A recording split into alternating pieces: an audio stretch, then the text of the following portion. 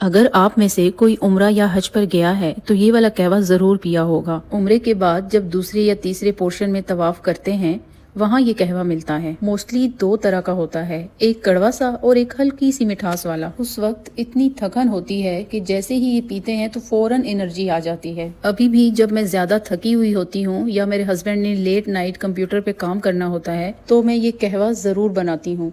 अभी भी मैं बनाने लगी थी तो सोचा वीडियो भी बना लेती हूँ। इसके लिए मैंने 3 कप पानी लिया है, इसमें 2 लौंग डाली हैं और दालचीनी की स्टिक को तोड़ के छोटे छोटे 3 पीसेस डाले हैं। 3 इलायचियां लेकर तोड़ के डाल दी हैं। जब पानी उबलने लग जाएगा तो फ्लेम लो कर देंगे और 5 से 6 मिनट के लिए कवर करके पकाएंगे। अच्छा, इसमें एक लाइट गोल्डन सा कलर होता है और एक थोड़ा डार्क। मैं डार्क वाला बना रही हूँ जो हल्का सा मीठा भी होता है। अभी चाय की पत्ती डाल देंगे, सिर्फ 1 टीस्पून, ज्यादा नहीं डालनी वरना कड़वा हो जाएगा। मिठास के लिए शक्कर डालूंगी 2 टीस्पून। ये जस्ट कहवे का कड़वा पंसा खत्म करेगी, ज्यादा नहीं डालेंगे क्योंकि इसके साथ खजूर खाई जाती है, फिर ये कहवा पिया जाता है। इसके बाद इसमें कॉफी पाउडर डालूंगी 1.5 टीस्पून। आप किसी भी ब्रांड की यूज कर सकते हैं, मैं आपको दिखाती हूँ कि मैंने कौन सी यूज की है। अच्छा, अरब लोग इसको कावा बोलते हैं, हम लोग कहवा। अब पता नहीं ये ऑथेंटिक रेसिपी है भी या नहीं, लेकिन मैंने इसको बहुत सर्च किया है और मेरी वहाँ एक लड़की से दोस्ती हो गई थी, वो इजिप्ट की थी,